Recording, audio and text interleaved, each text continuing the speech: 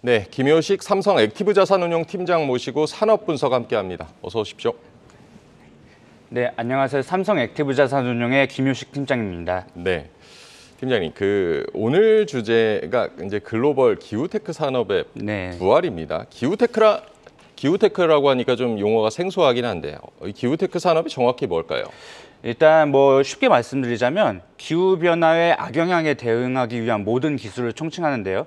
대표적으로 많이들 아시는 태양광이나 풍력 같은 재생에너지, 그리고 원자력, 천연가스 같은 저탄소 에너지들, 그리고 이거를 뒷받침해 줄 수 있는 전력 인프라까지도 이렇게 포괄하는 개념이라고 보시면 될 것 같습니다. 태양광, 풍력 이런 것에다가 전력 인프라까지 포괄하는 개념이다. 기후테크 산업. 기후테크가 이제 기후변화 악영향에 대처하는 산업과 기술의 총칭이다. 이렇게 이해하면 될 것 같은데요. 이 시점에서 이제 기후테크 산업에 주목해야 되는 이유는 뭐라고 보십니까? 네, 저희는 크게 두 가지 이유를 꼽고 있는데요. 일단 첫 번째로는 작년부터 이제 AI가 본격적으로 보급되기 시작하면서 전 세계적으로 특히 미국에서 전력 수요가 구조적으로 증가하기 시작했다는 게 첫 번째이고, 두 번째는 이제 2022년 8월에 미국 IRA 법안이 통과되고 나서 그 정책 효과가 본격적으로 발현되는 시점이 2024년부터이기 때문입니다. 그래서 이제 전력 수요 증가에 대해서 조금 미국을 중심으로 말씀을 드려볼 텐데요. 지금 보시는 차트는 이제 미국의 에너지정보청에서 따온 것들인데 보시면 1950년부터 2007년까지 미국의 발전량은 연평균 4.5%로 괜찮게 성장을 했어요.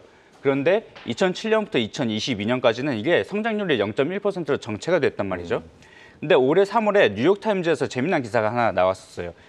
미국의 그리드 스트래티지스라는 조사기관 연구 보고서를 인용한 건데 이 그리드 스트래티지스에서 2022년 말에 미국의 전력 수요가 향후 5개년 이제 연평균 2.6%로 성장률이 이제 다시 반등할 것이다 이렇게 얘기했거든요. 근데 그 이유가 전기차 보급 확대랑 제조업 리쇼링 때문에 전력 수요가 늘어난다는 거였는데 정확히 1년 후에 2023년 말에 보고서를 새로 냈어요. 근데 거기서 성장률 전망치가 2.6%에서 4.7%로 2%포인트 이상 올라갔습니다. 근데 그 이유로 이제 AI를 꼽았고요.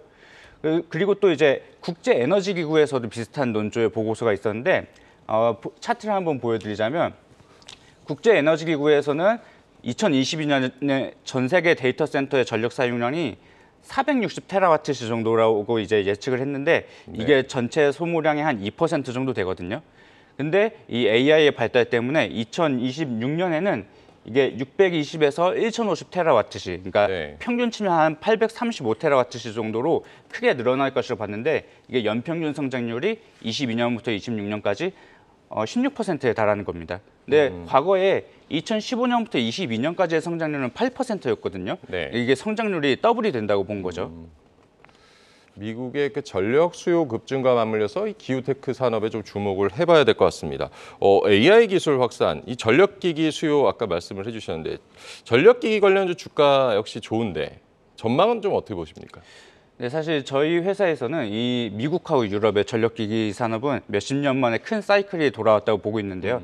일단 미국하고 유럽은 전력망을 1960에서 70년대에 대부분 지어졌던 거라 2020년대에 들어서 교체 수요가 늘어나고 있는 상황이었습니다. 근데 아까 말씀드린 AI나 전기차 때문에 전력 수요가 늘어나다 보니까 신규 수요까지 가세를 하고 있는 상황인데요.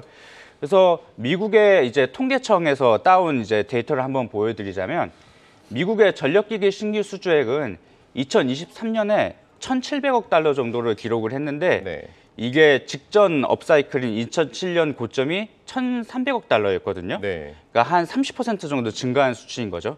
이게 바이든 행정부가 집권한 2021년부터 매년 신규 수주액이 고점을 경신하고 있는 상황입니다. 그리고 미국의 전력기기 업체인 이튼의 작년 4분기 실적 발표 자료를 보니까 이 회사에서는 2021년 이후에 미국에서 우리나라 돈으로 한 1,200조 원 정도의 제조업 전력 인프라 프로젝트가 발표가 되었는데 아직 착공에 들어간 게 18% 정도밖에 안 된다. 그래서 아직 삽을 안 뜬 게 많기 때문에 향후 몇 년간 매출의 성장을 이제 걱정하지 않아도 된다는 그런 코멘트였습니다. 미국의 전력기기 신규 수주액이 매년 고점을 경신하고 있다라고도 전해주셨고요. 전력기기뿐만 아니라 주목해야 되는 기후테크 산업 또 어떤 게 있을까요? 네, 전력기 다음으로 저희가 주목해야 되는 산업은 역시나 이제 저탄소 에너지, 태양광 풍력, 원자력이라고 보고 있는데요. 네. 사실 태양광 풍력 같은 경우에는 그 중요성에 비해서 지난 몇 년간 수주랑 실적이 안 좋았었습니다. 근데 그 이유를 잠깐 말씀드리자면 그 BBB 법안을 아마 기억하실 거예요. 그 빌드백 베럴라고 미국의 바이든 행정부의 시그니처 법안이었는데 네. 이게 21년 중에 통과가 될 줄 알았는데 안 되고 2022년 8월에 IRA로 이름이 바뀌어서 통과가 됐죠. 그러다 보니까 한 1년 반 가까이 발주가 별로 안 나왔습니다.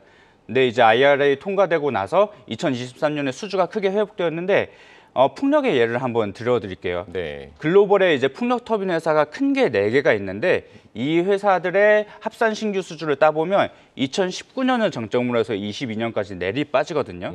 근데 이제 IRA 통과되고 나서 2023년에는 신규 수주가 40% 정도 반등을 합니다. 근데 이제 풍력이고 태양광이고 대규모 단지는 발주 나오고 나서 설치까지 한 1년 이상 걸리거든요. 네. 그러니까 23년에 발주가 늘어났으면 설치가 본격적으로 늘어나는 건 2024년부터이다. 이렇게 이해하시면 될 것 같습니다. 지금 보면은 2019년 이후로 글로벌 풍력 터빈 4개사의 신규 수주가 줄어들다가 지금 다시 발주를 회복하고 있다라고도 전해주셨는데 그 원자력 같은 경우는 이제 선진국 발전 단가가 너무 높다는 이유로 좀 다소 부진했던 것 같은데 최근에 어떤 변화가 있습니까? 네, 원자력 산업이 특히 미국, 유럽에서 좀 유의미한 변화가 감지가 되고 있는데요. 말씀하셨던 것과 같이 신규 원자력 발전소 발전 단가가 높다 보니까 좀 사양 산업 취급을 받아왔는데 작년 9월에 미국 IRA 법안 내에 새로운 조항이 하나 신설이 됐습니다. 네. 미국의 기존 원자로들에 대해서 메가와트 시당 15달러의 보조금을 지급하는 생산세액 공제가 새로 신설이 됐는데요. 그러다 보니까 이제 원전 사업자들의 수익성이 크게 개선될 것으로 예상이 되고 있고 그래서 올해 들어서 미국에서 껐던 원전까지 다시 되살리겠다라는 논의가 많이 나오고 있는 상황이고 정부 당국에서 한 15억 달러 이상의 대출 지원을 해주겠다 이렇게 나오고 있는 상황입니다. 그래서 실제로 미국의 대표적으로 컨스텔레이션 에너지라는 원전 사업자가 있는데 이 업체 같은 경우만 봐도 작년에 마이크로소프트사랑 버지니아 데이터 센터의 그 전력 공급 계약을 맺는 등 그런 변화가 나타나고 있거든요. 네. 그래서 또 올해 외국계 증권사들의 보고서를 보면 미국에서 데이터 센터를 지을 때 요새는 아예 원자력 발전소 옆에 짓거나 건설 초기 단계부터 태양광하고 ESS 단지를 같이 짓고 있습니다. 네. 그래서 이러한 재생에너지나 원자력 산업이 AI로 인한 전력 수요 증가에 수혜를 받고 있다. 이렇게 이해하시면 될 것 같습니다. 세액 공제에다가 대출까지 어쨌든 에너지 산업 이런 것들은 정책적인 부분을 잘 고려해서 보셔야겠습니다. 그런데 올해 이제 그래서 뭐 11월에 미국 대선이 맞습니다. 있습니다. 트럼프 전 대통령이 재선 가능성이 좀 거론되면서 태양과 풍력 같은 이런 재생에너지 산업 전반이 좀 어려워지지 않을까 이렇게 우려하시는 분들이 많은 것 같은데 어떻게 보십니까? 네, 이게 사실 항상 단골 질문이거든요. 네. 왜냐하면 트럼프 대통령이 풍력 터빈이 새를 죽인다, 막 이런 과격한 발언도 하고 파리 기후변화 협약도 탈퇴했다 보니까 우려가 있으신데, 근데 사실 말은 그렇게 했지만 실제 정책은 정반대였습니다.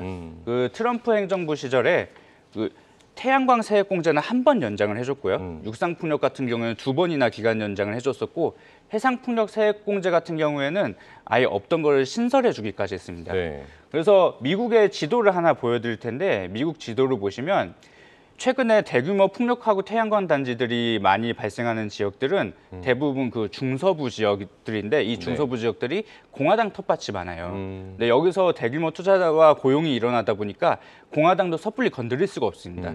실제로 트럼프 1기 때 오바마 케어 폐지한다고 그렇게 난리를 쳤었는데 공화당 내부에서도 반발이 심해서 사실 무산이 됐었거든요. 그러다 보니까 이번에도 사실 이런 풍력 태양광 같은 재생에너지 산업은 영향받을 게 거의 없다. 그리고 실제로 트럼프 행정부 기간에 풍력 태양광의 설치량도 크게 늘어난 바 있습니다. 트럼프 행정부 시절에 오히려 풍력 산업 호황을 지속을 했다라고도 진단을 해주셨습니다. 네, 오늘 그 김효식 삼성 액티브 자산운용 팀장과 얘기 나눠봤습니다. 감사합니다. 계속해서 다양한 경제 이슈를 알고 싶다면 구독과 좋아요, 알림 설정 부탁드립니다. AI 캐스터 권미정이었습니다.